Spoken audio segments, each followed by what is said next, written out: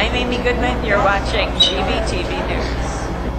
Thanks, Amy, and I'm Randy Hansen. In today's world news headlines, NSA says less than 300 phone records probed in 2012. Supporters rally for Edward Snowden in Hong Kong. And leaked docs, UK spied on foreign diplomats in 2009 G20, US monitored Russian leader.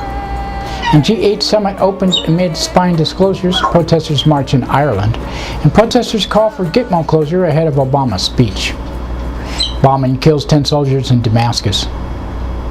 And Putin rebukes US on aiding rebels as G8 begins. And US to keep warplanes and missiles in Jordan. And Egypt cuts diplomatic ties to Syria. And Turkish unions stage national strike as crackdown grows. And bombings and attacks killed dozens in Iraq, 2,000 killed since April. And massive turnout elects Hassan Rouhani to Iranian presidency. And North Korea offers talks with U.S. And U.S. to appoint new envoy to Gitmo closure. An Ecuadorian foreign minister in U.K. for talks on Assange. And explosions erupt at 2 chemical plants in Louisiana.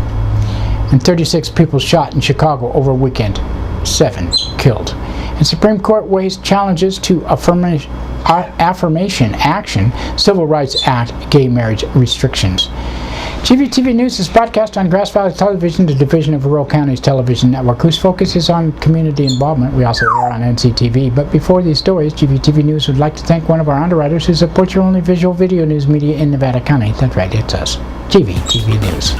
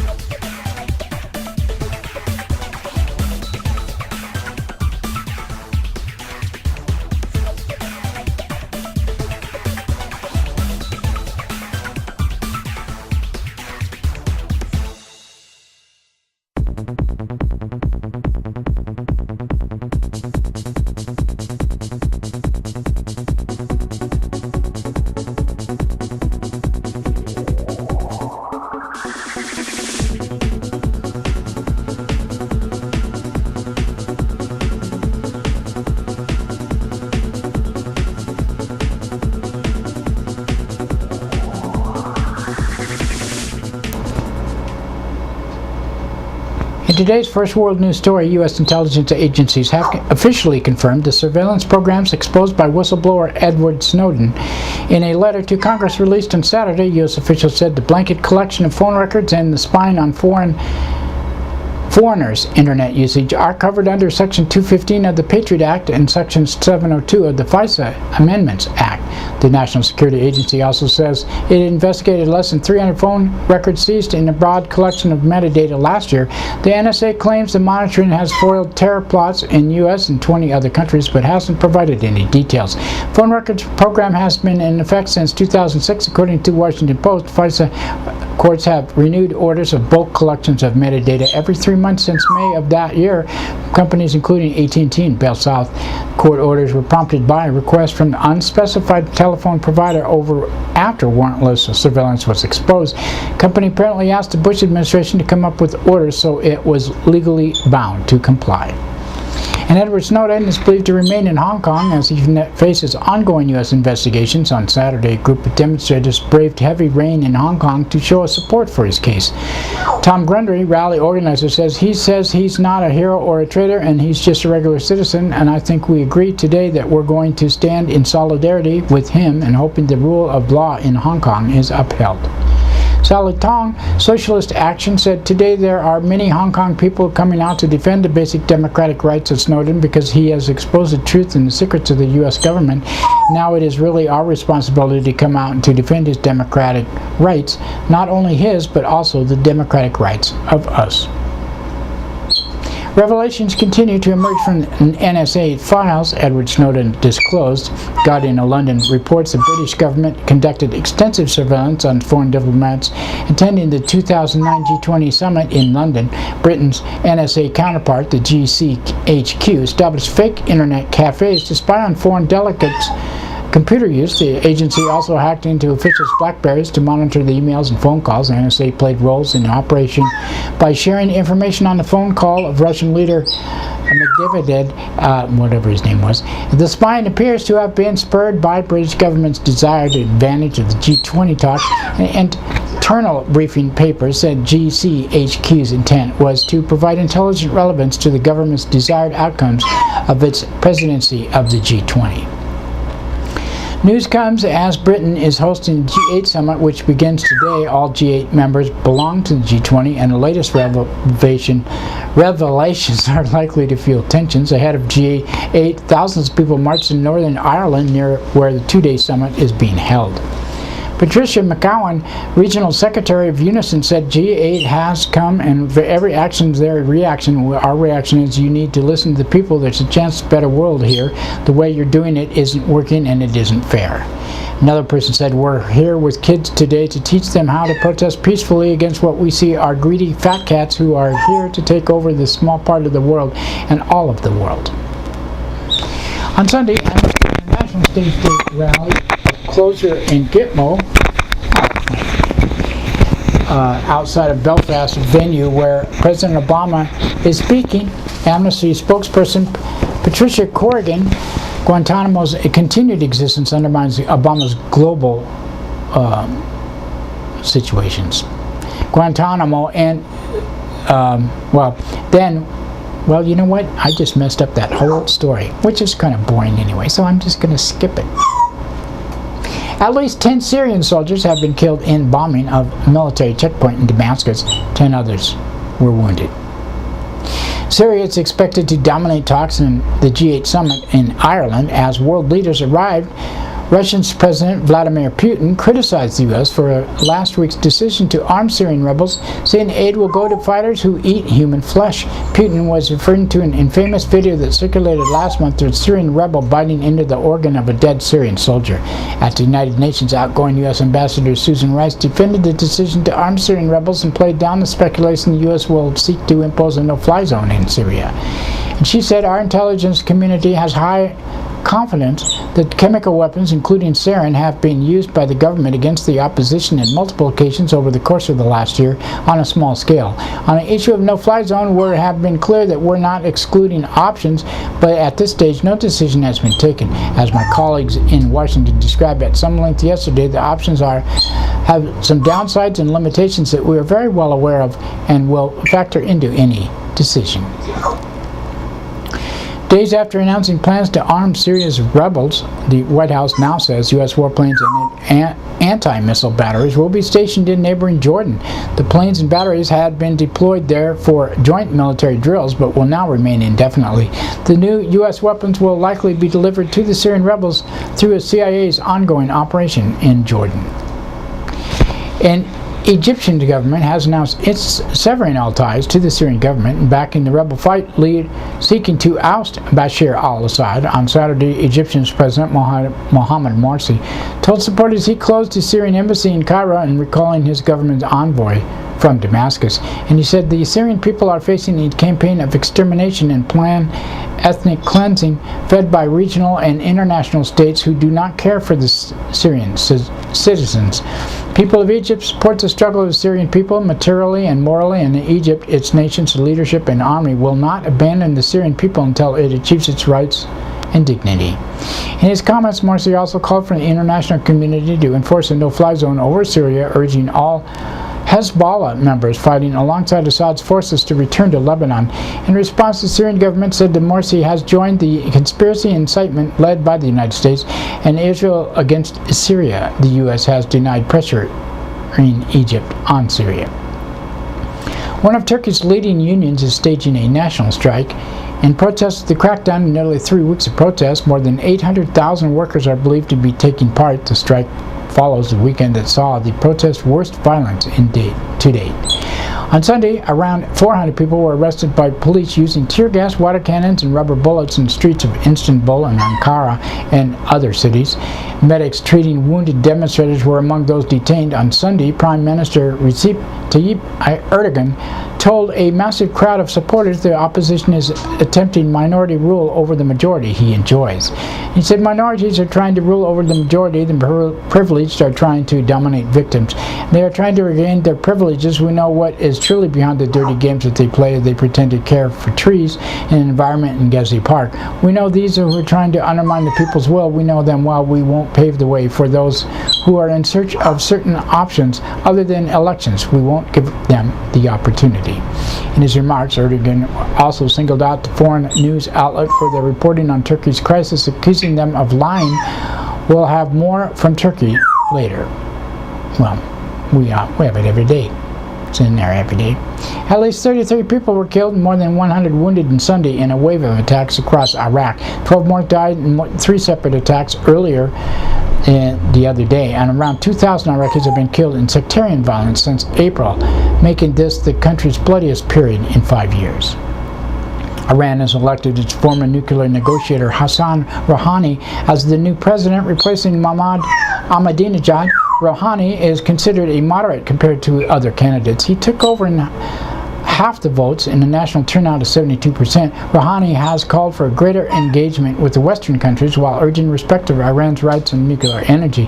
On Sunday, White House Chief of Staff Dennis McDonough called Rouhani's election a potential hopeful sign. More on Iranian elections. We will keep you posted.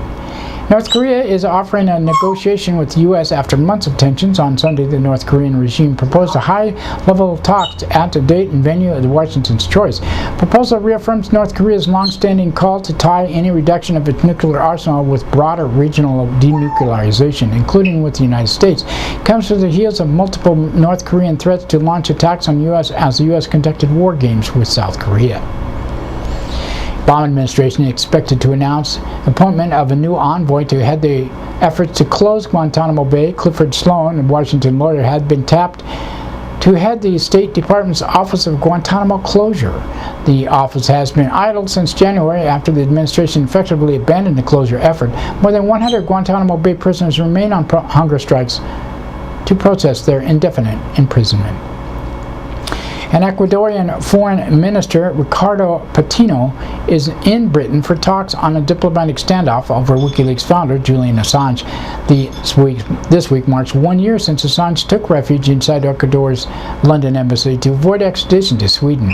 On Sunday, Patino and Assange met before an audience of supporters. Julian Assange said, "I'm good, lovely to see you. We have such an audience, it's a bit overwhelming and I'm not used to so many people. My situation has been physically difficult, but the staff at the embassy have been kind and supportive despite the occasional entertainment outside, whether they are people chanting or policemen coming down on ropes." Patino is expected to meet with the British Foreign Secretary William Hague during his stay to discuss Assange's case.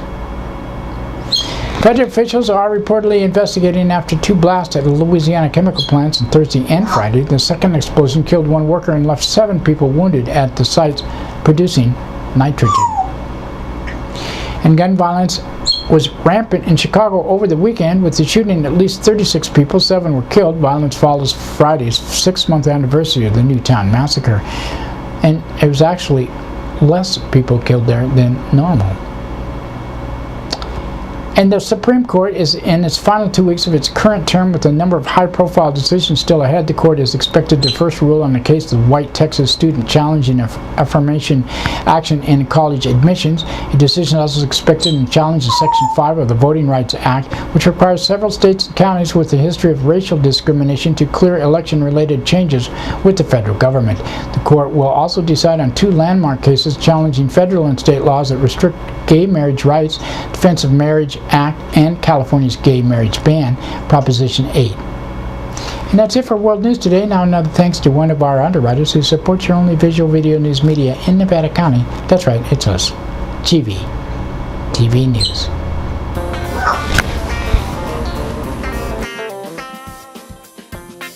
Soundcheck Music Center, the Rock and Roll Connection.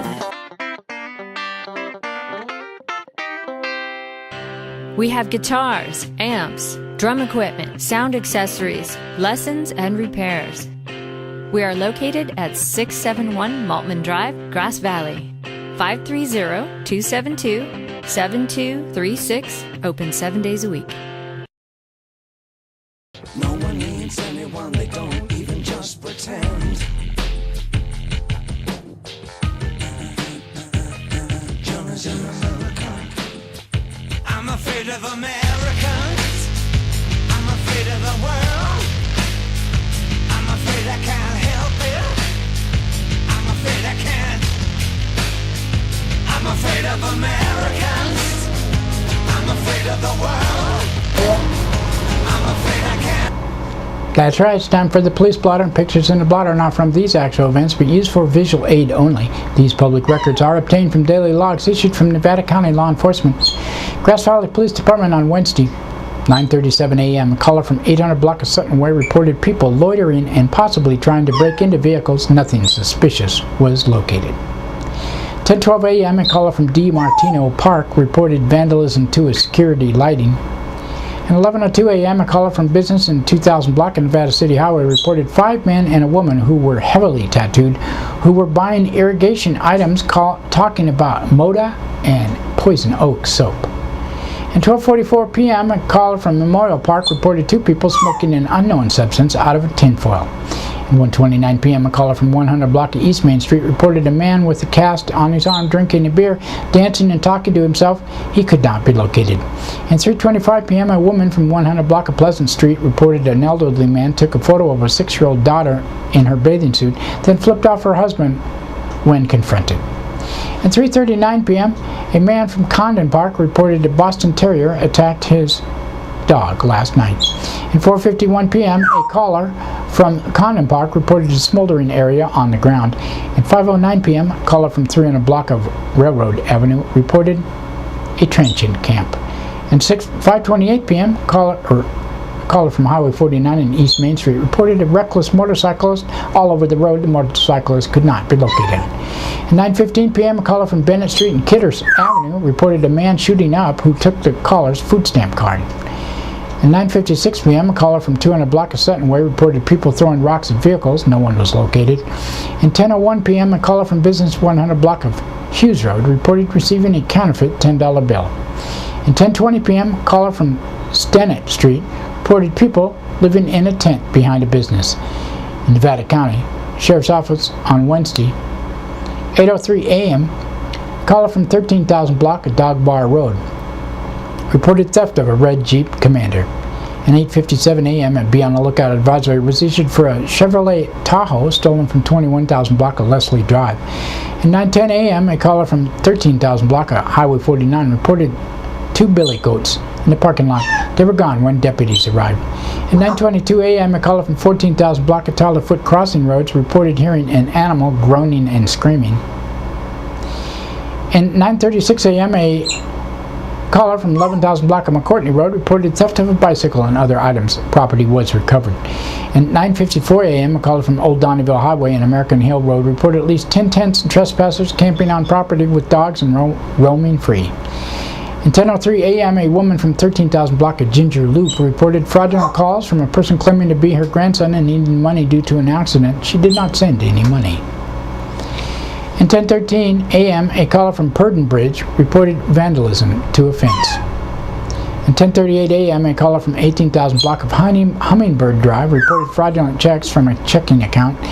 And 12:22 p.m. a caller from 10,000 block of Shinam Gulch Road reported theft of a violin from the trunk of a vehicle. At 12:25 p.m. a caller from 13,000 block of LeBar Meadow Roads reported capturing 2 goats. 1:49 p.m. a woman from 12,000 block of Cedar Crest Lane reported receiving a call from a woman trying to get her bank and health insurance information. At 2 p.m. a woman from 14,000 block of Ubat Road reported her house had been broken into, the back door jamb was broken, and a coin collection was missing. 2:02 p.m. a woman from 15,000 block of Wolf Road reported vandalism to a horse trailer. At 3:15 p.m. a woman from 17,000 block of Penn Valley Drive reported finding drugs and marijuana in a storage locker. And 5 p.m., a caller from Highway 174 at Bear River Bridge reported a vegetation fire. And 7:47 p.m., a woman from 11,000 block of Myrna Drive reported a residential burglary. At 10:24 p.m., a caller from 14,000 block of Penn Road reported hearing a screaming woman. She had found a spider. And Thursday, 5:01 a.m., a man from 14,000 block of Iris Lane reported being bitten by a rattlesnake. And Nevada City Police Department on Wednesday, 7:08 p.m., a woman from Nevada City Highway reported vandalism to a vehicle. And 9:08 p.m., a caller from Maidu Avenue reported a suspicious activity with his head down, man with his head down a manhole by the jail release door. He was a county employee working on the sewer. And Thursday, 12:28 a.m., a caller from Broad Street reported a person breaking the window of an old Alpha building, or the old Alpha building, with a baseball bat. A report was taken. And that's it for the blotter today. Now another thanks to one of our underwriters who supports your only visual video news media in Nevada County. That's right, it's us, GVTV News. Christopher's Old World Deli and Catering Company has brought its delicious food and service downtown Grass Valley. Like desserts? They got 'em.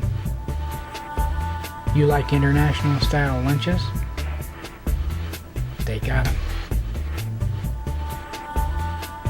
Christopher's Deli and Catering for parties, get-togethers, weddings, or whatever. Open 7 days a week.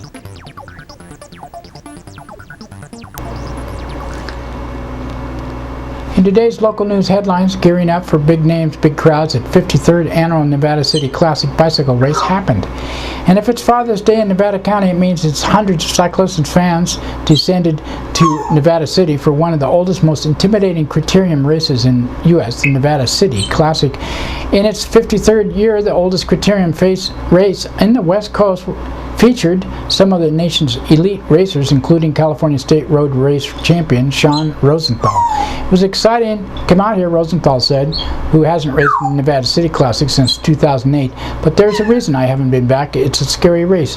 Nevada City Classic is widely known as it's one of the toughest, most grueling criterium races in its 1.1-mile loop containing a 110-foot climb and downhill sprint that regularly has riders reaching maximum of 50 miles per hour. In racing, everything has to go right, not just a bike, but in life. Where I am now, I'm just out there enjoying myself. The fitness is there, the mind is there, so instead of being anxious and nervous about how much it's going to hurt, it's going to be fun. Rosenthal, a member of the Mike's Bikes racing team, presented, and in case that he was first to get into the race 11 years ago, the Nevada City Classic was a race he looked as a benchmark for elite racers. Anyone who lines up and has aspirations to win, he said, this was a race I looked at 11 years ago, and it's cool to be in a position that now it's a possibility to win. But winning will be no easy task for young or ambitious pros from the U.S., said coordinator Dwayne Strasser. We now are launching a pad and stepping stone, and that's fine. It's good for the sport, Strasser said. Anytime you see a World Cup or Olympic level cyclist, all you can think in your mind is beating them, is because it's huge resume piece on how you sell yourself. The reason for the Classic is so appealing as young racers is not only because there's respect that comes from winning, but it takes sheer ability. It takes claim the title. There's no brakes, Rosenthal said. The only brake you get is that it's downhill. That's not even in brake because it's extremely focused. You have no time to let your mind wander. It's far beyond what we do in any other race all year. In addition to unrelenting course, the Classic also boasts one of the best racing crowds. Crowd elevates the level of energy as much as the race is going to challenge physical, and crowd meets it by cheering. That kind of electricity is hard to pass by. Last year's winner of the pro men's category, Stephen Lease, a member of the California Giant Berry Farms specialized team, has not yet been confirmed if he will defend his title, and I'm not sure on this at this time if he raced or not. 2010, 2011, 2012 women's champion Katerina Nash was confirmed that she will not be defending her crown. And Nash also finished third in 2009 but won last year's women race by half a wheel over Flavia Oliveira. On the financial side, the Classic has seen a boost boost in sponsorship this year, aiding the amount of prize money available as well as ability to run the event professionally. Strasser added, who believes that the elevated purse will bring in higher profile racers. This means we're more comfortable. We can really put it into professionally in a way it's accustomed to instead of scrambling. Nationally, we're bucking the trend. Major sponsors this year are Waste Management, UPS Store, and Subaru. Some sad news that will be addressed at the Classic will be the passing of two-time Classic winner Bob Tetzlaff. The U.S. Bicycling Hall of Famer won the first two Nevada City Classics and will be honored in the race along with longtime rider and race supporter Beth Donnelly, who also passed this year. The first race of the year's Classic is a juniors race which started at 1 p.m. downtown Nevada City. The Masters men's race started at 2 p.m. The women's race followed at 3 p.m. The men elite category was 4 p.m. The pro race concluded the day with the start at 5 p.m. Strasser said he expects a bigger spectator turnout than recent years due to the expected temperatures, which were actually pretty good. Sunday was expected to be in the sunny with the highs in the low 80s, which it was. Oh, I missed it, but a lot of people saw it, and I'm sure you can see it on TV locally.